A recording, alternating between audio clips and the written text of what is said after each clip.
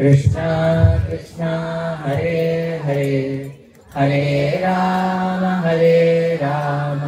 राम राम हरे हरे। अज्ञानतिमिरान्धस्य ज्ञानाञ्जनशलाकया चक्षुरुन्मिलितं येन तस्मै श्रीगुरवे नमः। श्रीचैतन्यमनोभीष्टं स्थापितं येन भूतले स्वयं रूपः कदा मह्यं ददाति स्वपदान्तिकं। वन्देऽहं श्रीगुरो श्रीयुतापदकमलं श्रीगुरोन् वैष्णवांश्च श्रीरूपं साग्रजातं सहगण रघुनाथान्वितं तं सजीवं साद्वैतं सावधूतं परिजनसहितं कृष्णचैतन्यदेवं श्रीराधा कृष्णपादान् सहगण ललिता श्रीविशाखान्वितांश्च नमो विष्णुपादाय कृष्णप्रेष्ठाय भूतले श्रीमते भक्तिवेदान्त स्वामिनिति नामिने। नमस्ते सारस्वते देवे गौरवाणी प्रचारिणे निर्विशेष शून्यवादी पाश्चात्यदेशतारिणे। नमो महावदन्याय कृष्णप्रेमप्रदायते कृष्णाय कृष्णचैतन्य नामिने गौरत्विषे नमः। हे कृष्ण करुणा सिन्धो दीनबन्धो जगत्पते गोपेश गोपिकान्त राधाकान्त नमोऽस्तुते। तप्तकाञ्चन गौराङ्गी राधे वृन्दावनीश्वरी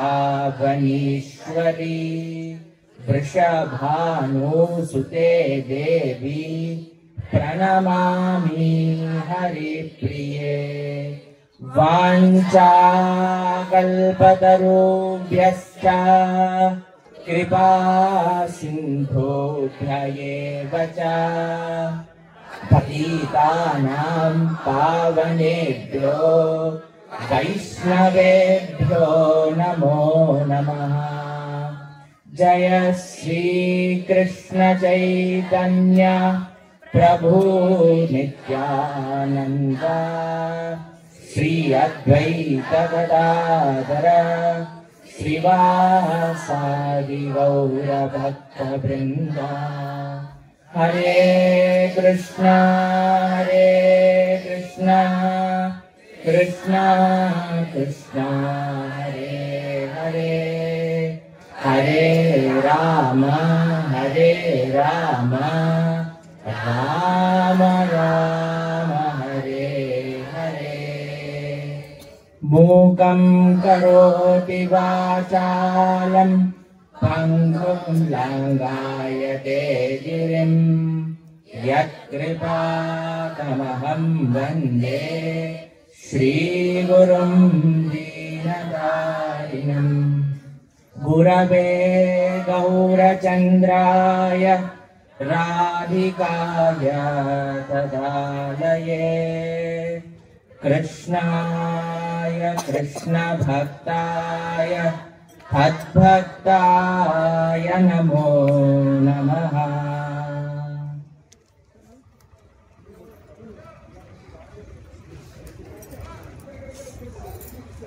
हरे कृष्ण। భక్తులందరికీ భద్రాచల క్షేత్రంలో మనం జరుపుకునే ఈ 4 రోజుల కార్యక్రమానికి సాయంకాలం పూట జరిగే సుందరాకాండ ప్రవచనాలకి స్వాగతం. భద్రాచలంలో ఏ ప్రవచనం మనం నిర్వహించుకోవాలి, ఏ విశేషాల గురించి రామాయణ అంతర్గతంగా మాట్లాడుకోవాలి అని ఆలోచిస్తూ ఉన్నప్పుడు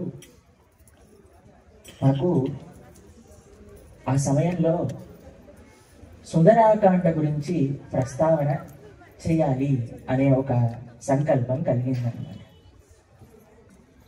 ఈరోజు స్వామివారు మనకి ప్రొద్దున్న ఎన్నో విశేషాలు చెప్పారు. సుందరాకాండని సుందరకాండ అని ఎందుకంటారు అనే విశేషాల గురించి మీకు ఒక విషయం చెప్తాను. సుందరాకాండ మనకి ఒక అద్భుతమైన భక్తి ఫార్ములాని నేర్పిస్తుంది. ఏంటో తెలిసిన ఆ ఫార్ములా? ఎంతమంది నేర్చుకోవాలనుకుంటున్నారు ఆ ఫార్ములా? నీకు ప్రొద్దున పూట ఒక పుస్తకం, ఒక పెన్ ఇచ్చారు, గుర్తుందా అండి? ఎక్కడ భద్రంగా ఉంది అది? మీ దగ్గరే ఉందా? ఆ పుస్తకం, ఒక పెన్ మీకు ఇక్కడ శ్రవణం చేసే విశేషాలన్నింటినీ కూడా చక్కగా రాసుకోవడానికి ఇచ్చారన్నమాట. కాబట్టి మీకు ఎవరైతే పెద్దల నుంచి మీరు వింటున్నారో, ఈరోజు స్వామివారి నుంచి విన్నారు, రేపు ఎల్లుండి మళ్ళీ సోమవారం రోజు ఎంతో మంది పెద్దలు ఇక్కడ మాట్లాడడానికి వస్తారు. వారందరూ చెప్పిన ముఖ్యమైన విశేషాలన్నిటినీ, మీకు నచ్చిన విశేషాలన్నిటినీ చక్కగా నోట్ డౌన్ చేసుకుంటూ ఉండండి.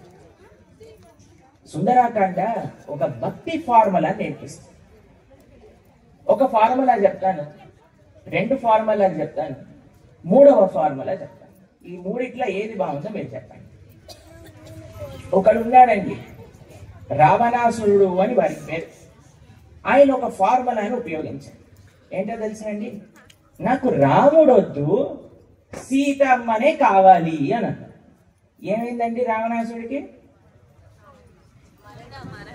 ఏమైంది? మరణం వచ్చిందా? మరణం వచ్చిందా రావణాసుడికి? ఇది ఒక ఫార్ములా. ఇంకొక ఆవిడ ఉన్నది, ఆవిడ ఒక ఫార్ములా ఉపయోగించింది. నాకు సీతమ్మ వద్దు, నాకు రాముడు ఒక్కడే కావాలి అని. ఈ ఫార్ములా ఉపయోగించింది ఎవరండి? ఆవిడకి ఏమైందండి? ప్లాస్టిక్ సర్జరీ అయింది. రాముడు నాకు కావాలి, సీతమ్మ వద్దు అని అనుకున్నది శూర్పణఖ. నాకు రాముడు వద్దు, సీతమ్మే కావాలి అని అనుకున్నవాడు రావణాసురుడు. కానీ సుందరాకాండలో హనుమ ఎలా రాముణ్ణి సీతమ్మని ఇద్దరిని కలిపి చూడాలి అని అనుకున్నాడు హనుమ. అది సుందరాకాండ ఫార్ములా అన్నమాట. ఎప్పుడు మనకి భగవంతుడు ఒక్కడే కావాలి అని అనుకున్నా తప్పే, బుద్ధి అమ్మవారు ఒక అనుగ్రహమే ఉండాలి అని అనుకున్నా తప్పే. మనకేం కావాలి? స్వామి ప్లస్ అమ్మ ఇద్దరూ మన దగ్గర ఉండాలి, ఇద్దరికి మనం కైంకర్యం చేసుకోవాలి అనటమే అత్యుత్తమైన భక్తి మార్గం. అది మనకి హనుమ ఈ సుందరాకాండలో చేసి చూపిస్తారు. ఎలా రాముడి యొక్క అనుగ్రహాన్ని సీతమ్మకి, సీతమ్మ యొక్క సమాచారాన్ని రామచంద్రమూర్తికి, ఇరువురిని ఆశ్రయించాలి అనే తత్వాన్ని మనము సుందరాకాండలో వింటాం. మీరు చూడండి, సుందరాకాండ ప్రారంభం ముందు రామచంద్రమూర్తి, సుగ్రీవుడు ఆయన ఒక్కొక్క దిశకి కొంతమంది వానరులను ఇచ్చి, అయ్యా మీరొక దిశకి వెళ్ళండి, మీరు ఇంకొక దిశకి వెళ్ళండి, నెల రోజులు గడవిస్తున్నాను, సీతమ్మ తల్లి కోసం అణువు గావించండి, తర్వాత నెల తిరగక ముందే మాకొచ్చి ఆ సమాచారాన్ని చెప్పండి అని చెప్తారు. దక్షిణ దిశగా అంగదుడి యొక్క నేతృత్వంతో ఎంతో మంది వానరులు బయలుదేరుతూ ఉంటారండి. వాడికి ఎంత ఎంతూజియాస్టిక్గా ఉంటారంటే ఈ రోజే మనకి సీతమ్మ దొరికేస్తుంది అనంతగా గాలిస్తూ ఉన్నారన్నమాట. ప్రతి ఒక్క చెట్టు, కొండ, రాయి, రప్ప ఏది వదలకుండా గాలి చేస్తున్నారన్నమాట. అన్ని చోట్ల గాలి చేస్తూ ఉన్నారు. మీకు ఒక విషయం చెప్తానండి, అందరూ వెతుకుతున్నారు సీతమ్మతోటి, కానీ హనుమ మాత్రం చాలా ఆనందంగా ఉన్నారండి.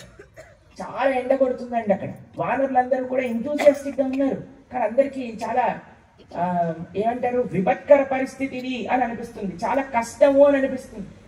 కానీ హనుమ మాత్రం ఎప్పుడు ఆ యొక్క సీతాన్వేషణ సమయంలో ఎంతో హాయిగా ఆహ్లాదకరంగా ఆనందంగా వెళ్తూ ఉంటారు. ఆచార్యులు ఏమని చెప్తారో తెలుసా అండి మీకు ఒక విశేషం?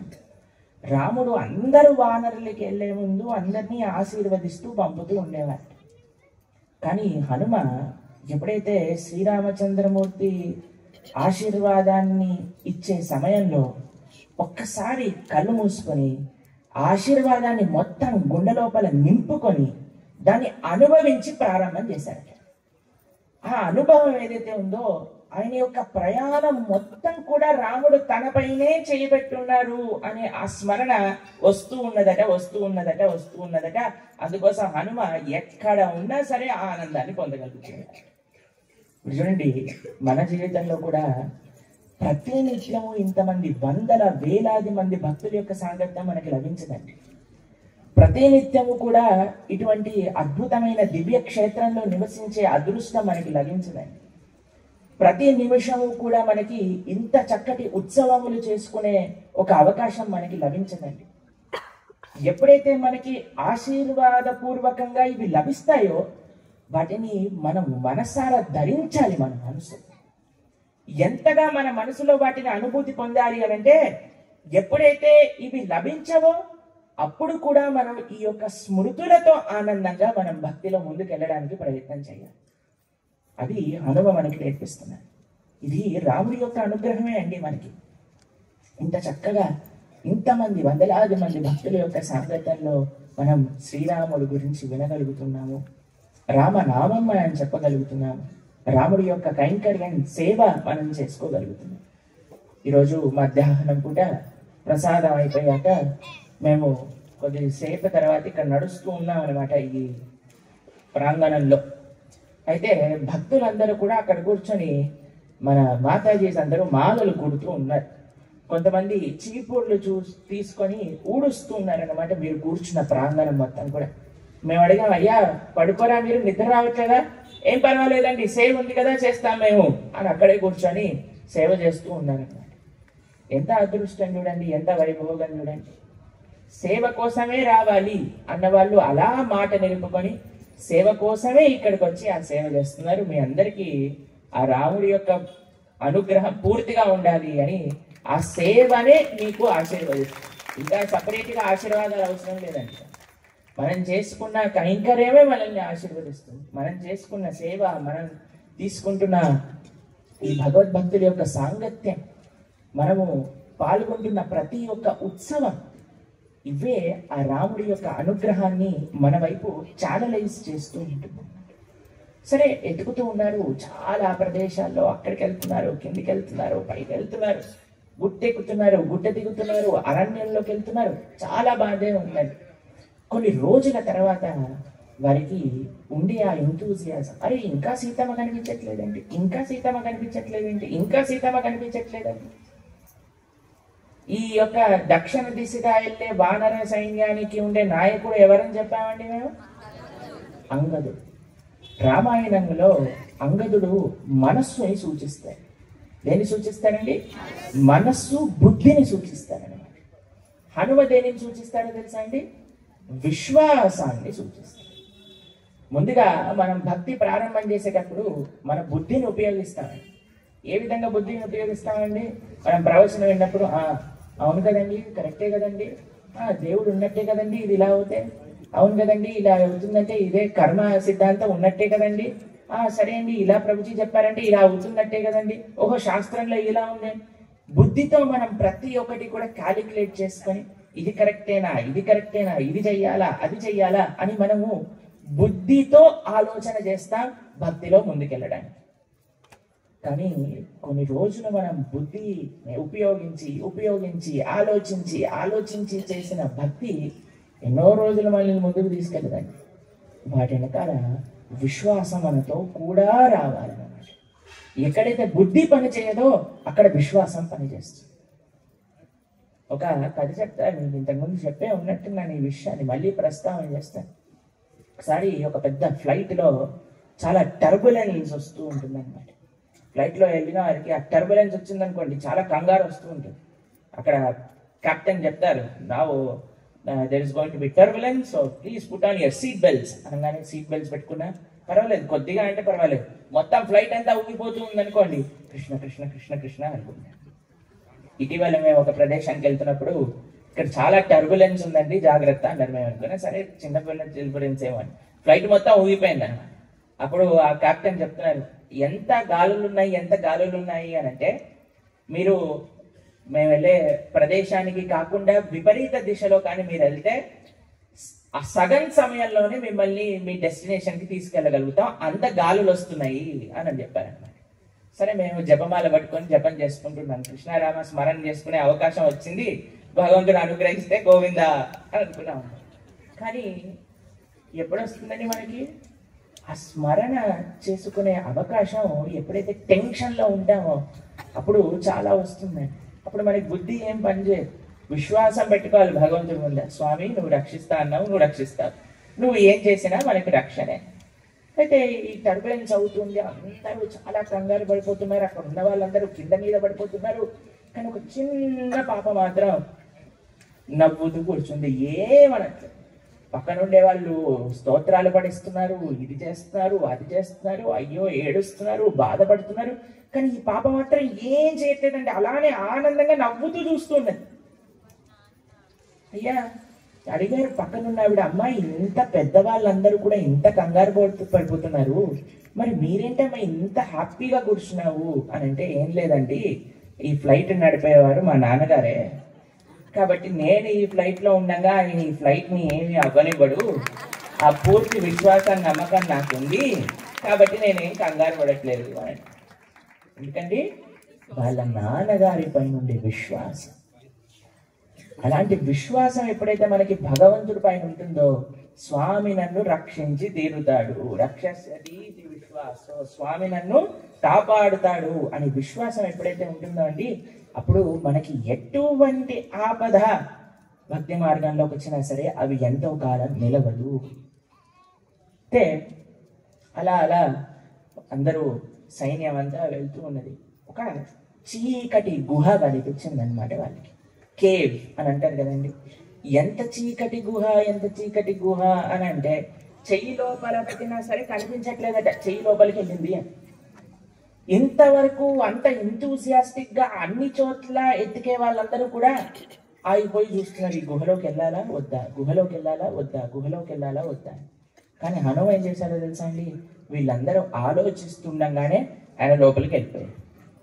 ఎవరికైతే భక్తులకి విశ్వాసం ఉన్నదో, భగవంతుడు నాతో ఉన్నాడు, భగవంతుడు నన్ను రక్షిస్తాడు అనే వాళ్ళు ఎటువంటి భయం పొందరండి. అందుకే మన శ్రీల ప్రభుపాదుల వారి యొక్క నామము అభయ చరణారవింద భక్తి వేదాంత స్వామి. వారు అమెరికాకి వెళ్ళినప్పుడు అందరు చెప్తారనమాట, 70 సంవత్సరాల వయసులో మీరు అమెరికాకి వెళ్తారా? అసలు మీకు అమెరికా అంటే ఎలా ఉంటుందో తెలుసా? అక్కడికి వెళ్ళి మీరు ఏం చేస్తారు? అంత చదివి శ్రీమతి మొరార్జీ అని ఒక ఆవిడ ఉందన్నమాట. వారు ప్రభుపాదులు వారు వెళ్ళి ప్రాధేయపడుతూ ఉండేవారు, ఆవిడ మాకు ఒక టికెట్ ఇవ్వండి కార్గో షిప్ లో, మా గురువు గారు మాకు ఒక ఆదేశం ఇచ్చారు, మేము ఎలాగైనా సరే పాశ్చాత్య దేశానికి వెళ్ళి కృష్ణ భక్తి ప్రచారం చేయాలి. ఎందుకంటే కృష్ణుడు కేవలం మనవాడు కదండి, అందరివాడు కదా కృష్ణుడు, అందరివాడు కదా భగవంతుడు, ప్రపంచం మొత్తం కూడా భగవంతుడి యొక్క భక్తి మార్గంలోకి రావాలి అని అంటే ఆవిడందరూ, మీరు కానీ భారతదేశం వదిలి అమెరికాలో కానీ వెళ్తే మీరు మళ్ళీ తిరిగి రారు అని చెప్పి, అయినా పర్వాలేదు మా గురువు గారి యొక్క సేవ కోసం మేము వెళ్తాము అని వారు ఒక కార్గో షిప్లో 2 హార్ట్ అటాక్లు వస్తే వారు ప్రార్థన చేస్తారు, కృష్ణ ఇంత దూరం మమ్మల్ని తీసుకొస్తున్నావు అని అంటే నీకు ఏదో నాతోటి చేయించుకోవాల్సిన సేవ ఉంది, అందుకే కదా మమ్మల్ని ఇంత దూరం తీసుకొచ్చారు అని భగవంతుడి పైన అచంచలమైన విశ్వాసాన్ని పెట్టి వారికి అమెరికాకి వెళితే, వారు అమెరికాని చూసి ఇప్పుడు చాలా మంది ఫ్యాన్సీ అనుకుంటారండి అమెరికాకి వెళ్ళటం. ఇందాక మమ్మల్ని ఇంట్రడక్షన్ చెప్తూ కూడా అమెరికా కూడా ప్లాన్ ఉంది అని అంటున్నారు, అది చాలా పెద్ద విషయం అనమాట. అంటే అమెరికాకి వెళ్ళారు అని అంటే చాలా గొప్ప విషయం అని అనుకుంటారు. ప్రభుపాదులు వారు చూసి ఏమన్నారు తెలుసా అండి అమెరికాని, అయ్యో వీళ్ళందరూ దుఃఖ సాగరంలో మునిగిపోయారు, కృష్ణ నీ నామం వీరికి ఇచ్చి వీళ్ళని నయం చేస్తాను అని అన్నారు ప్రభుపాదులు గారు. భక్తుడు ఎప్పుడండి భౌతికమైన సంపద, భౌతికమైన సదుపాయాలు ఉన్నాయి చూడండి, అది ఎన్నటికీ ఉండదండి. ఎంతకాలం అని ఉంటుందండి మనతో? అవి ఉన్నా సరే మనం ఎంతకాలం వాటితో ఉంటామండి? భౌతికమైన సంపద మనల్ని ఎప్పుడూ కాపాడదండి. స్వామియే మనల్ని రక్షిస్తారు. అటువంటి విశ్వాసం శ్రీల ప్రభుపాదుల వారికి ఉన్నది. ఒక్క వ్యక్తి 70 సంవత్సరాల వయసులో అమెరికాకి వెళ్తే ఇప్పుడు 7 లక్షల మంది, 80 లక్షల మంది, 7 కోట్ల మంది కృష్ణ భక్తి మార్గంలో, ఈ ధర్మ మార్గంలో సనాతన సంస్కృతిని అవలంబించే వాళ్ళు తయారయ్యారు శ్రీల ప్రభుపాదుల వారి యొక్క ప్రేరణ. ఎటువంటి భయం లేకుండా స్వామి నన్ను రక్షిస్తారు అనే విశ్వాసంతో వారు ముందుకెళ్ళారు. ఇది విశేషం అండి. మనందరికీ ఎప్పుడైతే మనం ఆచార్య అనుగ్రహాన్ని ఎప్పుడైతే మనం పొందుతామో, ఎప్పుడైతే మనం భక్తుల యొక్క సాంగత్యంలో చాలా సీరియస్గా మనం ఎప్పుడైతే మన సాధన చేస్తామో అప్పుడు మనకి కూడా నిర్భయత్వం అనేది వస్తుంది. హనుమ యొక్క కృప వల్ల నిర్భయత్వం వస్తుంది అని చెప్తారు. కాబట్టి హనుమ ఎవరు అని ప్రథంపుట స్వామివారు చెప్పారు. గుర్తుందా మీ అందరికీ? ఏమని చెప్పారు? హనుమ ఎవరు? సాక్షాత్తుగా గురువులే మనకి హనుమ యొక్క స్వరూపము.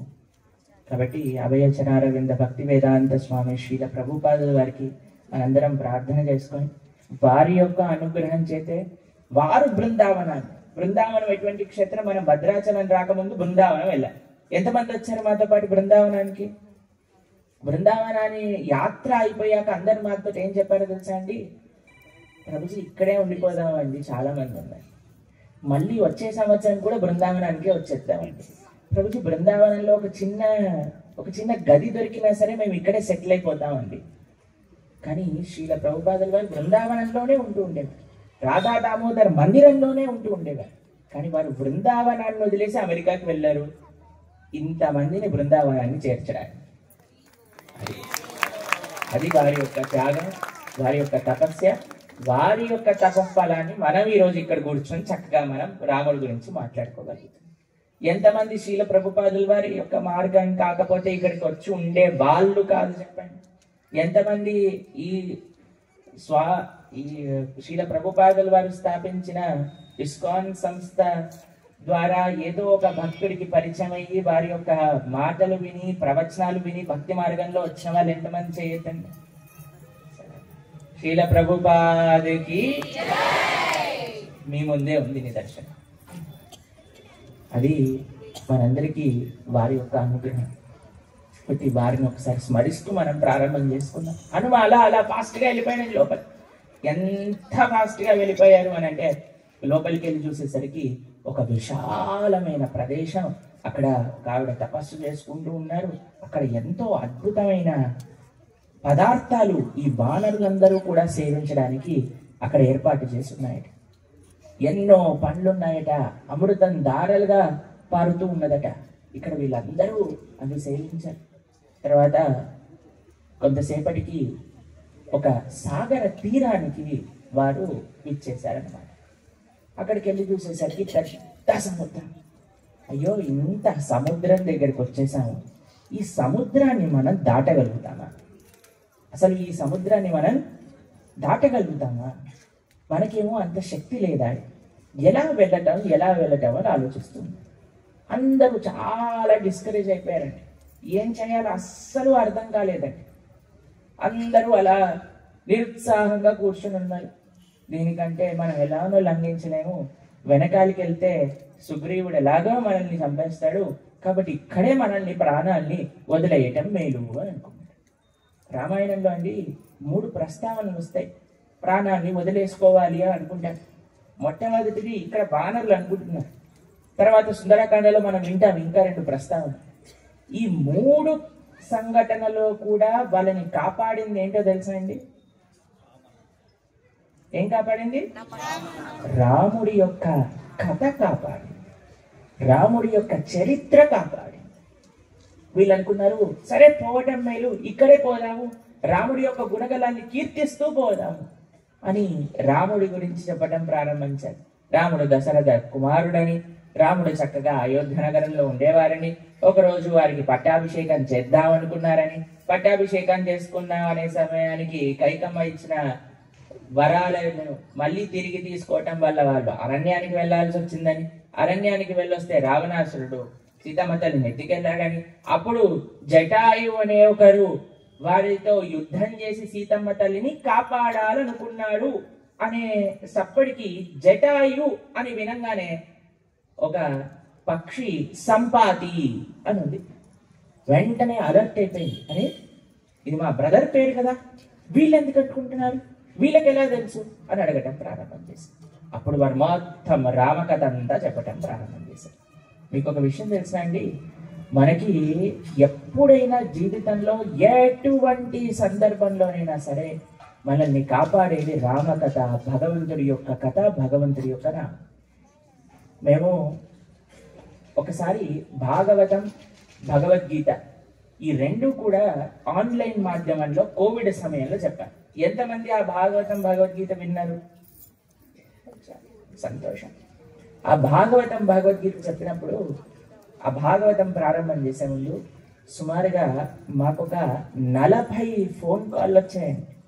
దేని గురించో తెలుసా అండి? మేము సూసైడ్ చేసుకోవాలనుకుంటున్నాము. ఒక నెల రోజుల సమయం, 40 ఫోన్ కాల్. మేము వారితో ఏమీ చెప్పాలనుకోలేదు. మేము ఒకటే ప్రార్థన చేస్తాం, ఎందుకంటే బాధలో ఉన్నప్పుడు వారు మన మాటల్ని అంతగా వినలేరు కదండి. కాబట్టి మేము చెప్పాం, మీ బాధతో మేము ఏకీభవిస్తామండి, కానీ ఒకటే విషయం మీకు ప్రస్తావన చేయాలనుకుంటున్నాం. ఒక 47 ప్రవచనాలు మేము భాగవత అంతర్గతంగా చేస్తున్నాము. ఆ 47 ప్రవచనాలు వినండి, అంతవరకు ఓపిక పట్టండి, తర్వాత మళ్ళీ మీతోటి మాట్లాడతాం. సరే అని ఒక 1.5-2 నెలల సమయంలో మనకి 47 ప్రవచనాలు అయిపోయాయి.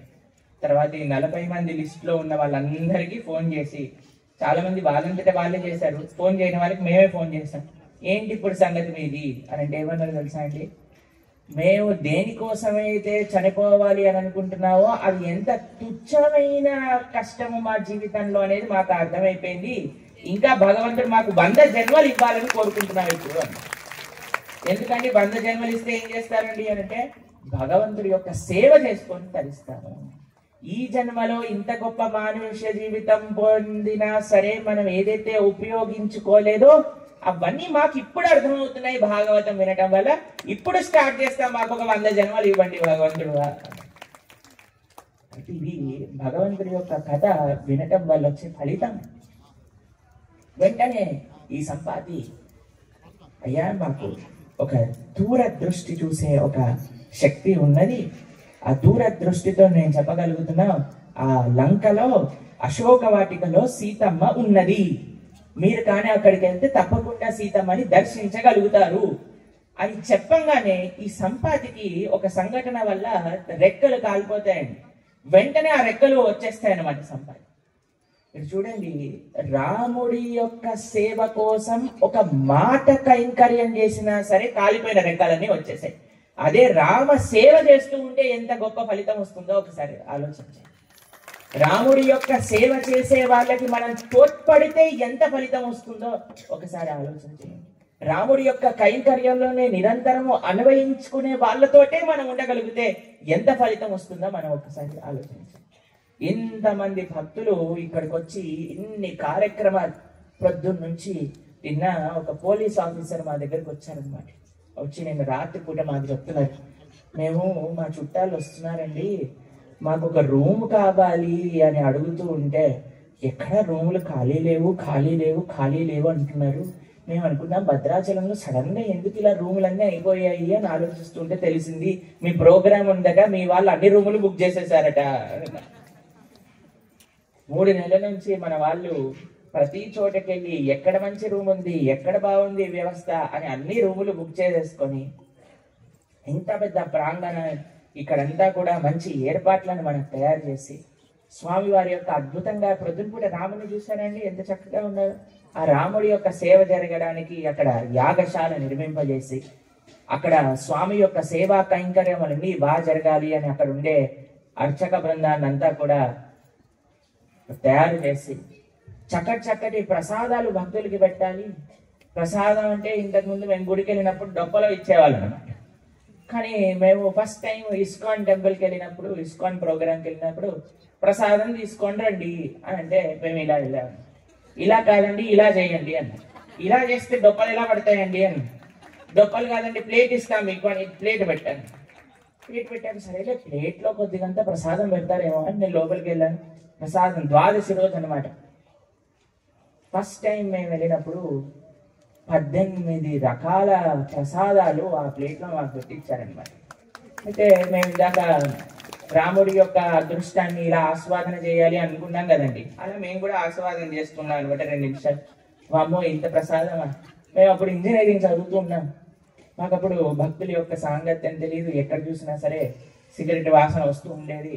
ఎక్కడ చూసినా సరే ఏ రూమ్లోకి వెళ్ళినా సరే అంతా పిచ్చి పిచ్చి మాటలు వినిపించేది, సినిమా పాటలు వినిపించేది. మాకు అసలు అక్కడ ఉండాలనిపించేది కాదన్నమాట. అనుకున్నాం ఈ నరకంలోకి ఎందుకు వచ్చేసాం మనము అని అనిపించింది. అటువంటి ప్రదేశంలో ఇలాంటి వైకుంఠంలో ఉన్న వాళ్ళు కూడా ఉంటారా అని మాకు ఆ రోజు అర్థమైంది. ఆ ప్రసాదాన్ని స్వీకరించాక రియలైజేషన్గా మారింది అనమాట.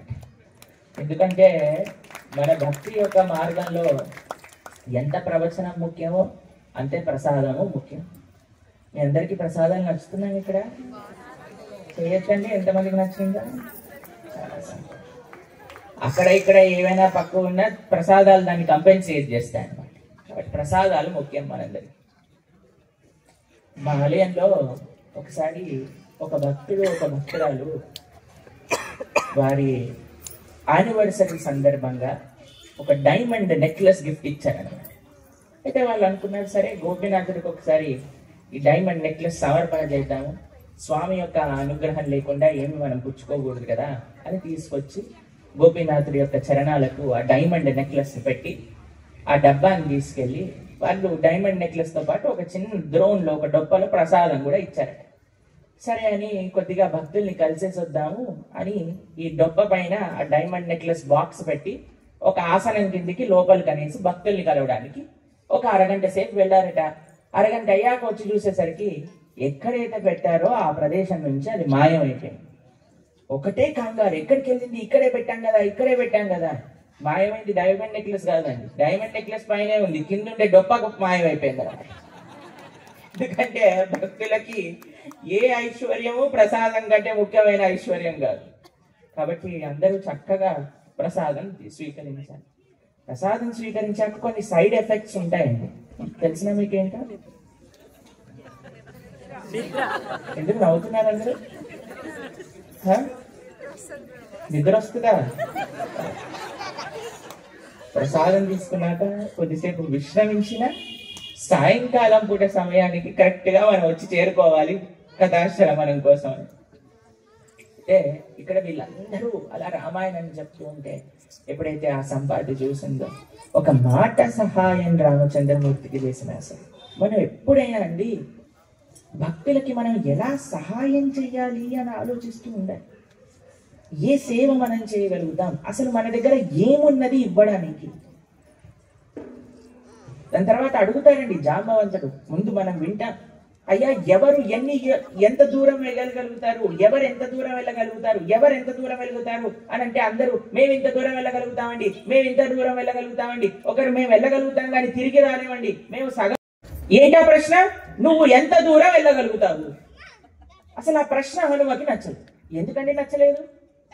మేము ఇంజనీరింగ్ చదువుతున్న సమయంలో ఒక భక్తుని అడిగారనమాట, అయ్యా మీరు భగవంతుడికి ఏ సేవ చేయగలుగుతారు అని అడిగారు.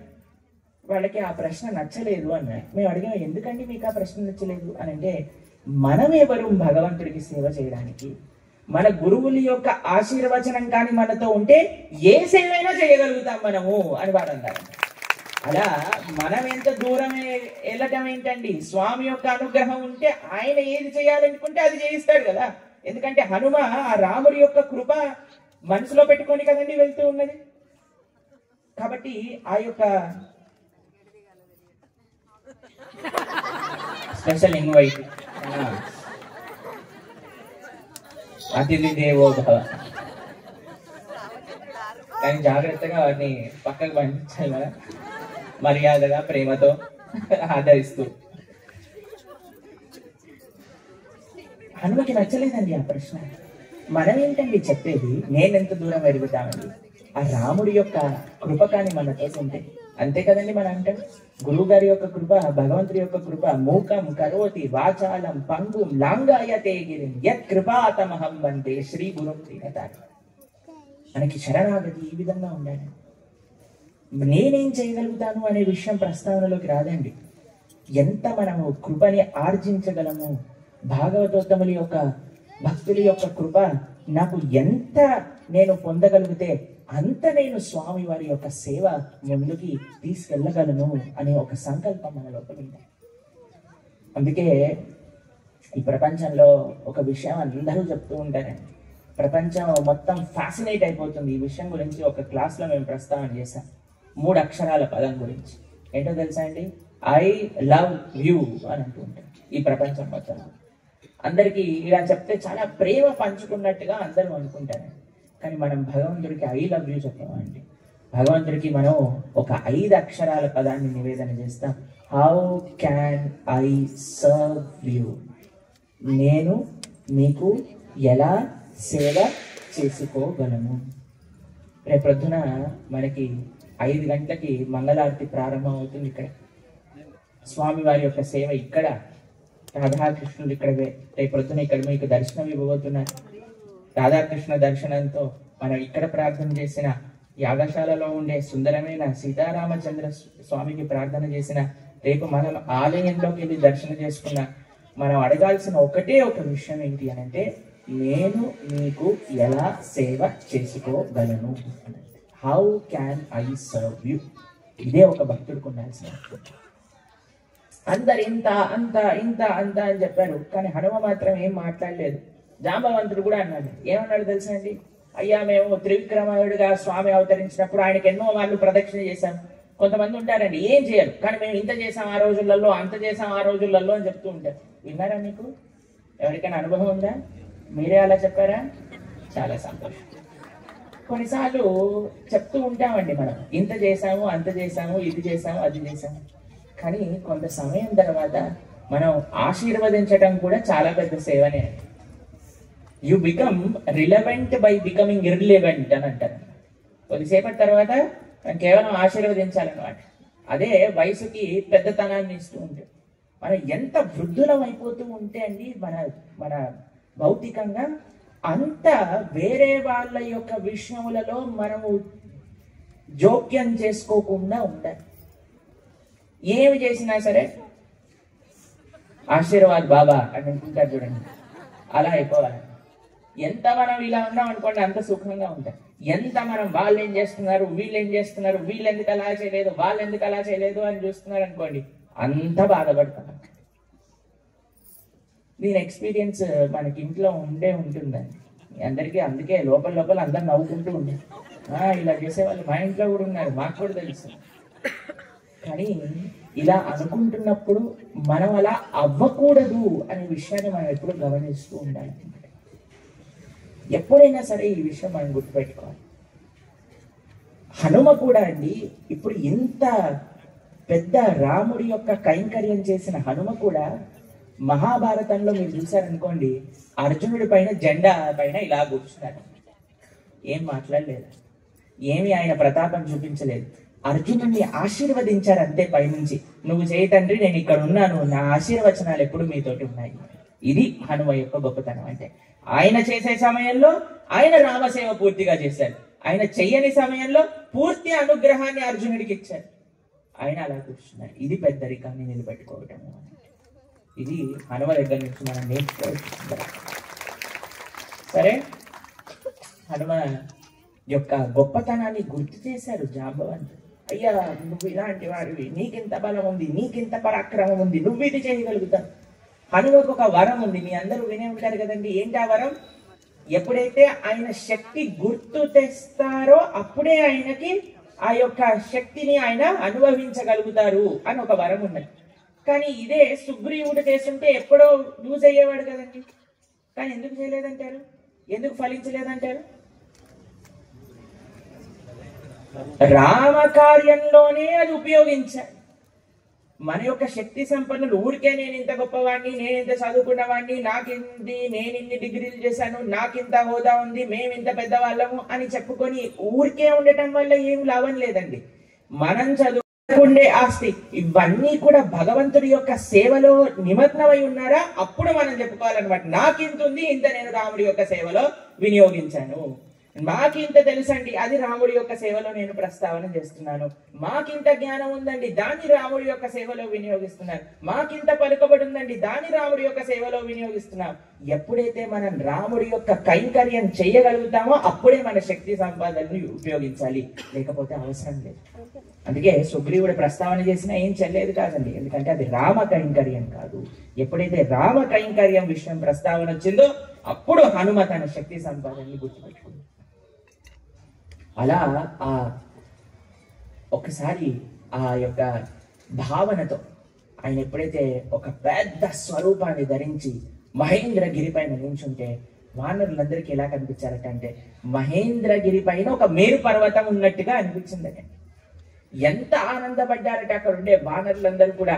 మా హనుమ ఈ కార్యాన్ని చేస్తున్నారు, ఇంకా బాగా చేయ హనుమ, నువ్వు తొందరగా నేను సీతమ్మ తల్లిని కనుక్కొని రా, మనందరం అయితే రాముడికి చెప్తాము అని ఎంత ఆనందపడ్డారు అని అంటే అంత ఆనందపడ్డారు అక్కడ ఉండే వానరులందరూ. ఇది అన్నిటికంటే పెద్ద విషయం అండి. ఈరోజు స్వామివారు అడిగారు కదా, పక్కన వాళ్ళు బాగుపడుతుంటే ఎంతమంది ఆనందిస్తాము అని.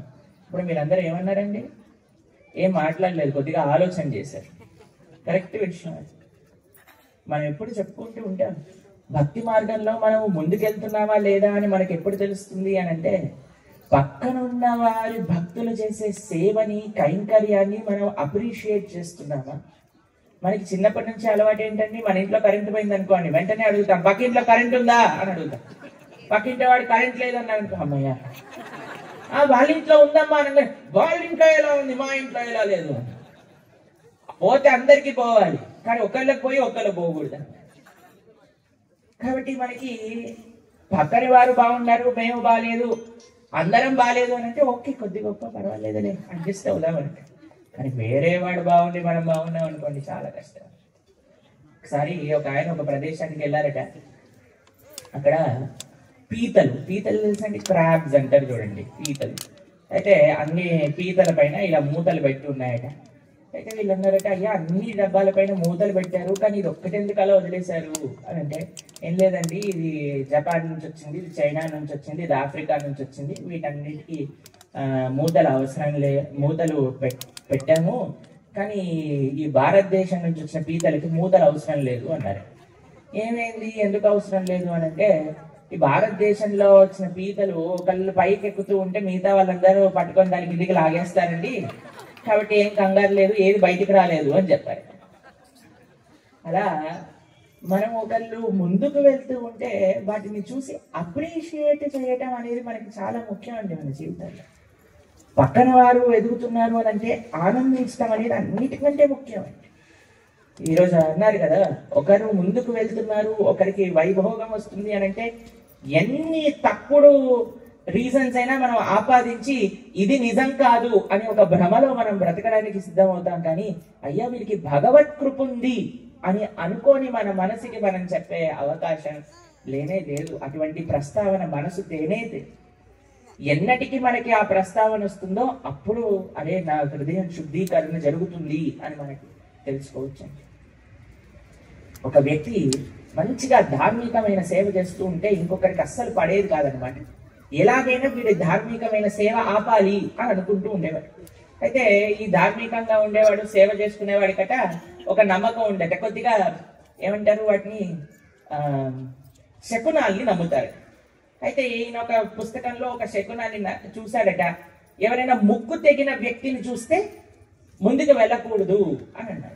ఈయన అనుకున్నారట, పొద్దున్నే తయారయ్యి అయ్యో నేను భద్రాచలం యాత్ర వెళ్తాను, 4 రోజులు అక్కడ బ్రహ్మాండంగా సేవ చేసుకుంటాను, మేము కూడా భద్రాచలం వెళ్తున్నాం అని వాట్సాప్ స్టేటస్ లో అప్లోడ్ చేశాడు. వెంటనే ఈ పక్కన ఉండే వ్యక్తి చూశాడు, వీడు భద్రాచలం వెళ్తాడు, ఎలా వెళ్తాడు భద్రాచలంలో, ఎలా వింటాడు ప్రవచనాలు, ఎలా సేవిస్తాడు స్వామి, నేను కూడా చూస్తా అనగానే పొద్దున చదివిన గుర్తొచ్చింది, ముక్కు లేని వాడిని చూస్తే వెళ్ళకూడదు అని. వీడు ముక్కు పట్టుకొని కోసేసుకున్నాడట. కోసేసుకొని వాళ్ళ ఇంటి ముందు వెళ్ళి అన్ని కూర్చున్నాడు. కూర్చునేది పాపం ఈ వ్యక్తి వచ్చాడు, బయటకు కానీ ముక్కు లేని, అయ్యో ముక్కు లేని వ్యక్తి వచ్చాడు కదా అని లోపలికి వెళ్ళిపోయాడు. ఇదండి మన పరిస్థితి. ధార్మికంగా ఉండే వారి యొక్క సేవ ఆపడానికి మనం ముందుకెళ్తే మనల్ని మనం నష్టపెట్టుకున్న వాళ్ళం అవుతాం, కానీ మన జీవితంలో వచ్చేదేం లేదండి. మరి అలా ప్రయత్నం చేయకూడదు కూడా. ఒకరు ముందుకెళ్తున్నారు, మనతో పాటు ముందుకెళ్తున్నారు, మనకంటే ముందుకెళ్తున్నారు అని అంటే చాలా సంతోషపడాలి, ఆశీర్వచనాలు తెలియజేయాలి. అది ఒక నిజమైన భక్తుడికి ఉండే లక్షణము. కాబట్టి దీన్ని ప్రాక్టీస్ చేద్దాం మనందరం కూడా, దీన్ని ఆచరించడానికి ప్రయత్నం చేద్దాం మనందరం. పక్కన వారు ఎంత మనకి మంచిగా వెళ్తున్నారు అని అంటే అంత ఆనందించడానికి మనం ప్రయత్నం చేయాలి. అందరూ కీర్తిస్తున్నారట, అందరూ హనుమని పొగుడుతున్నారట. హనుమ ఒక్కసారి రాముడిని అలా తలుచుకొని రాముడిని గుర్తు తెచ్చుకుంటూ ఆ స్వామి ఒక్కసారి ఆ చిరు మందహాసము హనుమలో కడిగి రాముడిని గుర్తు తెచ్చుకుంటూ, రాముడి యొక్క సేవను గుర్తు తెచ్చుకుంటూ ఒక్కసారి జై శ్రీరామ్ అంటే బయలుదేరారు. ఎప్పుడైతే బయలుదేరుతారో మందర పర్వతం పైన ఎంత ఫోర్స్ వచ్చింది అని అంటే అక్కడ ఉండే బంగారము, వెండి అవన్నీ కూడా కరిగి పారటం ప్రారంభం చేశాయట. అంత ఆనందం ఉప్పొంగిందట వాళ్ళందరికీ. మేము కూడా హనుమతోటి వెళ్ళాలి, మేము కూడా హనుమతోటి వెళ్ళాలి. ఎందుకో తెలుసా అండి, చాలా రోజుల తర్వాత మీకు ఒక బంధువు వచ్చారనుకోండి మీ దగ్గరికి, అప్పుడు ఆ బంధువు కారెక్కి వెళ్ళి అలా మన గేట్ దగ్గర నుంచి యూటర్న్ తీసుకొని కనిపించేంత దూరం వరకు మనం బయట ఉండి సెండ్ ఆఫ్ ఇస్తాం కదండి. అలా మేము ఎంత దూరం వెళ్ళగలిగితే అంత దూరం వెళ్తాం హనుమతోటి. ఆయన రాముడి యొక్క సేవకి వెళ్తున్నారు అని అక్కడ ఉండే జంతు జాతం అంతా కూడా అనుకున్నదట. ఇది ఒక వైష్ణవుడికి ఉండవలసిన ఒక మర్యాద. ఇంకా తెలుసా అండి, మన దగ్గరికి ఎవరైనా పెద్దలు వచ్చారనుకోండి, వారు వెళ్ళేంత వరకు వారితోటి వెళ్ళాలి. వారు కనిపించని దూరం వెళ్ళేంత వరకు వారిని దర్శనం చేసుకోవాలి. ఎప్పుడైతే వారికి మనం కనుచూపు మేర కనిపించట్లేదో అప్పుడు మనం ప్రణామం చేయాలి అని మన యొక్క వైష్ణవ ఎటికెట్ అని అంటారు కదండి, సదాచారం అని చెప్తుంది. అందుకు ఇక్కడ ఉండే వాళ్ళందరూ కూడా అరే రామసేవకి బయలుదేరుతున్నారట కదా హనుమ, వారికి మనం కూడా సెండ్ ఆఫ్ ఇద్దాం, వారితో పాటు మనం ఎంత దూరం వీలైతే అంత దూరం వెళ్దాము అని వాళ్ళందరూ వెళ్ళి మళ్ళీ తిరిగి వచ్చినట్టుగా మన ఆచార్యులు చెప్తారు. దాని తర్వాత ఏం జరిగింది, హనుమ అలా ప్రయాణం చేస్తున్నారు. మొట్టమొదటిగా సముద్రంలో నుంచి ఒక ఆబ్స్టికల్, ఒక ఆటంకం హనుమకి ఎదురైంది. ఏమిటా ఆటంకం? ఎవరికి తెలుసు? చేయొద్దండి, చెప్పండి తెలిసిన వారు. మాతాజీ, మైనాకుడు అనే పర్వతం మొట్టమొదటి ఆటంకం. ఏం చేశాడో తెలుసండి మైనాకుడు? ఒక అద్భుతమైన శిఖరములతో హనుమకి ఆతిథ్యం ఇవ్వడానికి అన్ని రకాలైన సదుపాయాన్ని పెట్టుకొని స్వామి స్వాగతించడానికి నిల్చున్నాడు అన్నమాట. అదేంటండి, ఇంత బాగా సత్కరించడానికి వస్తే దాన్ని ఆటంకం అంటారు, సత్కరించడానికి వస్తే అది వైభోగం కదా అని మనం అనుకోవచ్చండి. కానీ మనం ఒక్కసారి భగవత్ మార్గంలో, భగవత్ సేవా మార్గంలో మనం ఎప్పుడైతే ప్రయాణం ప్రారంభం చేస్తామో అప్పుడు మనకు వచ్చే భౌతిక సుఖములు కూడా ఆటంకములే. ఎన్నోసార్లు ఏం చేస్తారు తెలుసా అండి, మనం స్వామిని ఆరాధన చేయడం ప్రారంభం చేస్తాం. సరే, భద్రాచలంలో స్వామిని సేవించుకుందాం. ఎందుకు? రాముడిని సేవించుకుంటే ఈ కష్టం మనకి ఏదైతే ఉందో అది పోతుందేమో. సరే, కష్టం పోయిందనుకోండి, రామచంద్ర నీకు టాటా బాయ్ బాయ్. కష్టం తీరేంత వరకు రామానే నీ దాసుని, రామానే నీ దాసుని. కష్టం పోయిందనుకోండి, సుఖం వచ్చేసింది అనుకోండి, రాముడికి టాటా. అది ఒక మానవుడి యొక్క ప్రవృత్తి అలా పనిచేస్తూ ఉంటుంది చాలాసార్లు. కేవలం భగవంతుడికి ఏదో ఒక భౌతికమైన సంపద కోసమే కావాలి అని ప్రయత్నం చేసే ఒక ఆలోచన ఉంది కదండి, అది ఎన్నటికీ భక్తి కాదు, భక్తి అనిపించుకో. ఇక్కడ హనుమ రాముడి యొక్క సేవలో రామ బాణంగా వెళ్ళాలి అని అనుకున్నారు. రామ బాణం ఏం చేస్తుందో తెలుసా అండి, ఎక్కడైతే దాని యొక్క గురి ఉందో అక్కడి వరకు వెళ్ళి ఆ పనిని పరిసమాప్తి చేసుకుని మళ్ళీ తిరిగి రాముడి దగ్గరికి వెళ్ళిపోతుంది. అది రాముడి యొక్క భౌతికమైన సుఖం రూపంలో ఈ మైనాకుడు ఏం చేస్తున్నాడు అసలు అని ఆశ్చర్యంతో హనుమ ఆగలేదండి, స్వీకరించాలి అని అనుకోలేదండి. కానీ అనుకున్న అమ్మో చాలా ప్రేమ అండి వీళ్ళిద్దరికి అని మధ్య మధ్యలో, అంటే మేము వాళ్ళని చూడట్లేదండి, అప్పుడప్పుడు ఇలా దృష్టి పోతుంది కదండి, అలా ఇలా తిరిగేసరికి ఎప్పుడు చూసినా సరే వాళ్ళిద్దరు ఇలా చేతులు పట్టుకొని చాలా ప్రణామాలు చేశాను. వాళ్ళ ప్రేమ మేమేదో మా పని చేసుకుంటున్నాం. నిద్రపోయానికి కొద్దిసేపు చేసాము. అలా అక్కడికి వెళ్ళి వస్తుండగా మళ్ళీ ఇంకా చేయబట్టుకొని ఉన్నాను. సంతోషం. తర్వాత ఎప్పుడైతే ఈ విషయాన్ని ప్రస్తావన చేశారో ఇంకొద్దిసేపట్లో ఆ డెస్టినేషన్ వస్తూ ఉంది అనగానే వీరు వాళ్ళ హస్బెండ్ని అడిగారు, ఒకసారి మీ ఐఫోన్ ఇవ్వండి, మేము వీడియో తీస్తాము అంటే వారు ఐఫోన్ ఇచ్చారు. ఇలా వీడియో తీస్తూ ఉన్నారనమాట. మధ్యలో ఫోన్ ఆఫ్ అయిపోయింది. ఆఫ్ అయిపోతే ఈవిడ అడిగింది అనమాట, కొద్దిగా మీ పాస్వర్డ్ చెప్తారా అని అంటే, పాస్వర్డ్ చెప్పాను, నాకు ఫోన్ ఇయ్యి, నేను టైప్ చేసి ఇస్తాను అని అన్నా. చేతి పట్టుకుని వీళ్ళనా ఇలా ఇలానే కదా, స్ట్రీట్ ఎవరు చేంజ్ చేయలేదు కదా. సరే అని పాస్వర్డ్ ఆయనే టైప్ చేశారు. ఈవిడికి నాకు పాస్వర్డ్ చెప్పడా అని మధ్యలో ఇంకోసారి ఫోన్ ఆఫ్ చేసి పాపం ఇలా పడుకున్నారండి. పడుకొని లేపి ఫోన్ ఇలా ముందు పెట్టింది. ఇలా కళ్ళు తెరవగానే ఇలా ఓపెన్ అయిపోతుంది కదండి, ఫేస్ స్కాన్ చేసేసి. అలా ఆ ప్లాన్ తో ఇలా ఆయన ఇలా పడుకున్నారు. పక్క నుండి ఆవిడ ఇలా లేపింది.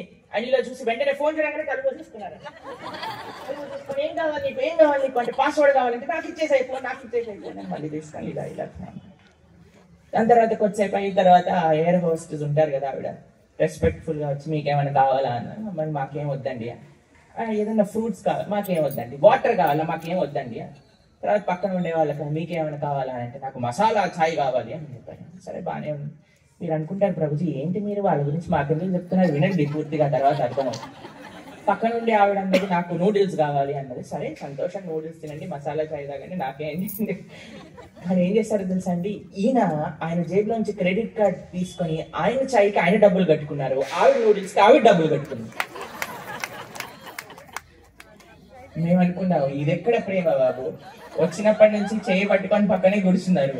ఒకళ్ళకొకళ్ళు ఫోన్ పాస్వర్డ్ చెప్పుకోరట, ఒకళ్ళు డబ్బులు వాళ్ళే కట్టుకుంటారట. అంటే ఎంత ఎక్స్టర్నల్ అయిపోయిందో ఈ ప్రపంచంలో ప్రేమ వ్యవహారం. అసలు ప్రేమ అనేది ఉందా కూడా మనకి తెలియదండి చాలా సార్లు. ఎవరికి ప్రేమ అని అంటే బాధ్యత స్వీకరించడం. మా గురువు గారు ఒక విషయం చెప్తారు, love means service, love means sacrifice అని అంటే. ప్రేమ అనంటే సేవ, ప్రేమ అంటే త్యాగము. ఈ రెండు ఎక్కడ ఉంటాయో అది నిజమైన ప్రేమ. అది కేవలం భగవద్భక్తుల్లో మాత్రమే ఉంటుంది. అది నా జీవితంలో మేము చూసిన విషయం. ఈ ప్రపంచంలో భౌతికమైన వ్యక్తులలో మనం చూడలేమండి. కానీ ఎప్పుడైతే మనం భగవద్భక్తుల యొక్క సాంగత్యంలోకి వస్తామో అప్పుడు వారు మన కోసం ఏమి చేస్తున్నారు, వారు దానివల్ల ఏమైనా పొందుతున్నారా అని కానీ మనం ఆలోచిస్తే భగవద్భక్తులు మనల్ని ధరింపజేయడంలో పొందేది ఏమీ లేదండి. మన శ్రేయోభిలాషపై మనము ఎంత ముందుకెళ్ళాలి అని ప్రస్తావన చేస్తున్నారు. అలా వారికి ఉండే ముఖ్యమైన సమయాన్ని ఇక్కడ చూడండి. ఇంత పెద్ద ఆర్గనైజేషన్ చేసినప్పుడు మనకి మన భక్తులు ఆదిలాబాద్లో ఎవరైతే సేవ చేశారో శ్రీనివాస్ ప్రభు కానివ్వండి, ప్రశాంత్ ప్రభు, రాజేందర్ ప్రభు, వీళ్ళందరూ వారి యొక్క భౌతికమైన డ్యూటీస్ ఏవైతే ఉన్నాయో అవన్నీ చేస్తూ వాటి నుంచి సమయాన్ని ఎంతో కేటాయించి ఎన్నోసార్లు ఇక్కడికి వస్తూ ఇక్కడ మనందరి కోసం ఈ కార్యక్రమాలన్నీ కూడా ఏర్పాటు బాగా చేయాలి అనే వారి యొక్క తపన ఏదైతే ఉందో అది ఈరోజు మనకి ఇంత వైభవంగా మనం ఈ కార్యక్రమం చేసుకునే ఒక చక్కటి అవకాశాన్ని మనకి ఇచ్చింది. వారికి ఏమైనా వచ్చిందా అండి అంటే ఏం లేదు, వారికి వచ్చింది పాపం నిద్ర లేదు. నిన్న మేము సుమారుగా 1 o'clock మేము రూమ్కి వెళ్తూ వారిని చూస్తూ ఉన్నాము. వారు ఇంకా ఒక్కొక్క భక్తుడికి కూడా ప్రసాదాన్ని తినిపించి వాళ్ళ అకామిడేషన్స్కి డ్రాప్ చేస్తూ ఉన్నారనమాట. తర్వాత మేము పొద్దున్నే ఇక్కడికి కిందికి వచ్చినప్పుడు అడిగాను, ప్రభుజీ ఉన్నారా అని అంటే లేదండి, 2 గంటల నుంచి ఫోన్లు రావడం ప్రారంభమైపోయి, ఆయన బయటే ఉన్నారు అని అన్నారు. అలా నిద్ర, ఆహారము ఏమీ లేకుండా 24 గంటలు వచ్చిన వారికి ఎలా సేవ చేసుకోవాలి అనే తపనతోటే వాళ్ళు ఆలోచిస్తూ సేవ చేస్తున్నారు.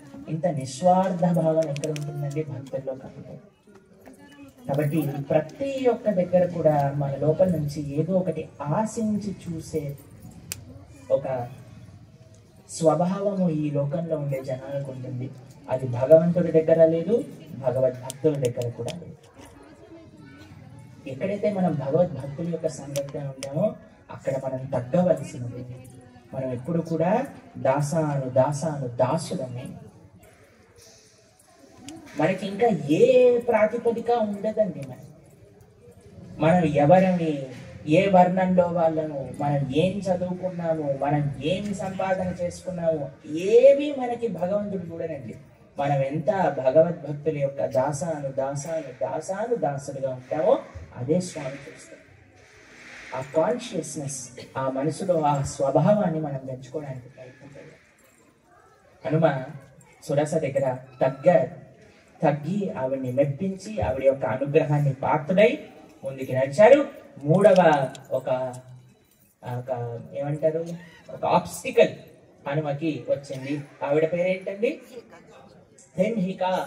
ఆవిడ ఏం చేసింది? హనుమ యొక్క నీడ పట్టుకొని హనుమని కిందికి లాగడానికి ప్రయత్నం చేసింది. మీకు విషయం తెలుసా అండి, వాగ్వాదాలను మనం డార్జ్ చేయాలి, కానీ మన లోపల ఇంకొక అనుబంధం ఉంటుంది. వేరే వారిని కిందికి లాగాలి అని ఒక మనస్తత్వం ఎప్పుడైతే మన దగ్గర ఉంటుందో దాన్ని వదిలిపెట్టే ప్రసక్తే లేదండి. దాన్ని సమూలంగా నిర్మూలించాలి. అందుకు హనుమ ఒక్క దెబ్బతో సింహికని ఏం చేశారు? ఎందుకు అంటే అసూయ, ఈర్ష ఇవి ఎన్నటికీ భక్తుడి యొక్క హృదయంలోకి రాకూడదు. అసూయ, ఈర్ష కానీ ఎవరైనా భక్తుడి యొక్క హృదయంలో ఉంటే వైకుంఠంలో నో ఎంట్రీ అని అంటారు. వైకుంఠం వీసా మీకు కావాలి అని అంటే, గోలోకం వీసా పైన మీకు స్టాంపింగ్ అవ్వాలి అని అంటే కొన్ని రూల్స్ అండ్ రెగ్యులేషన్స్ ఉన్నాయండి. అమెరికా వీసా కంటే కొన్ని కోట్ల రెట్లు కష్టం వైకుంఠం వీసా పొందాలి అని అంటే. ఏంటో తెలుసా అండి వాటికి ఉండవలసిన క్వాలిఫికేషన్స్? ఎంత నువ్వు దాసుడిగా, అదే మన ఆస్తి. వీసా అడిగేటప్పుడు ఏమంటారు? మీ దగ్గర ఎంత బ్యాలెన్స్ ఉందో తీయండి అని అంటారు. మనం చూపించాల్సిన బ్యాలెన్స్ ఏంటో తెలుసా అండి? ఎంత మనం భక్తుల యొక్క సేవ చేసుకున్నాము అనే బ్యాలెన్స్ చూపించాలి. కొన్ని ఉండకూడదండి. ఇవి మీ దగ్గర ఉన్నాయా అని అడుగుతారు, అవి లేవండి అని చెప్పాలి. మనకి లేకూడదు ఏంటో తెలుసా అండి? ఈర్ష్య, అసూయ, ద్వేషము, దంభము, గర్వము, ఇవన్నీ ఉండకూడదండి. అప్పుడే మన పాస్పోర్ట్ పైన స్టాంపింగ్ అవుతుంది. అన్నిటికంటే పెద్ద క్వాలిఫికేషన్ ఒకటి ఉండాలి. అయ్యా, నా అంతటా నేను ఇక్కడికి రాలేదు, ఒక రికమెండేషన్ లెటర్ ఉండాలి. తెలిసినా మీకు ఎవరైనా నీకు తెలిసిన వారి నుంచి అక్కడ లెటర్ పంపిస్తేనే మీకు శాంక్షన్ చేసేది. అలా మనకి వైకుంఠం నుంచి, గోలోకం నుంచి ఎవరైతే దూతలు ఉన్నారో వాళ్ళు మనకి తెలిసిన వారై ఉండాలి. వీరు మా వారండి, మా దగ్గరికి రావాలి అని అంటేనే స్టాంపింగ్ అవుతుంది. అటువంటి వైకుంఠ పార్షదులు శ్రీల ప్రభుపాదుల వారు. అటువంటి వైకుంఠ పార్షదుల యొక్క పార్షదులు మనకి ఎప్పుడు కూడా వాళ్ళ యొక్క అండుదండలో మనం ఉన్నామనుకోండి, వారి యొక్క మార్గంలో మనం ఉన్నామనుకోండి, వారు తెలుసండి, వారి రికమెండేషన్ వల్ల మేము ఇక్కడ ఉన్నామండి అని మనం భావిస్తే అప్పుడు తప్పకుండా మనకి ఎంట్రీ ఉంటుంది. అలా ఈ మూడిటిని క్రాస్ చేసుకుంటూ హనుమ లంకకి చేరుకున్నారు. హనుమ లంకకి చేరుకున్నాక ఏమైనాయి అనే విశేషాలన్నీ కూడా రేపటి ప్రవచనంలో మనం ప్రస్తావన చేసుకుందాం. ఆయన లంకకి వెళ్ళాక అక్కడ అసలు వారి యొక్క భావన ఎలా ఉండేది, సీతమ్మ తల్లిని వారు చూసినప్పుడు వారి యొక్క మనస్సులో ఏమనిపించింది, సీతమ్మ హనుమతో ఏం మాట్లాడింది, హనుమ ఆయనకిచ్చిన సేవను ఎలా పరిపూర్ణం చేశారు, తిరిగి వచ్చినప్పుడు ఆయన ఈ సేవ చేసుకున్నాను అని చెప్తే రామచంద్రమూర్తి ఎటువంటి భావనలు వ్యక్తం చేశారు అనే విషయాలన్నీ కూడా రేపటి రోజున మనం తెలుసుకునే ప్రయత్నం చేద్దాం. రేపటి రోజున ప్రొద్దున్నే మనకి 5 గంటలకి ఇక్కడ మంగళారతితో మనకి ప్రారంభం అవుతుంది. మంగళారతి, తులసి అర్చన, నరసింహాహారతి. దాని తర్వాత మనము చక్కగా స్వామి యొక్క నామ జపం ఇక్కడ మనం చేసుకుంటాం.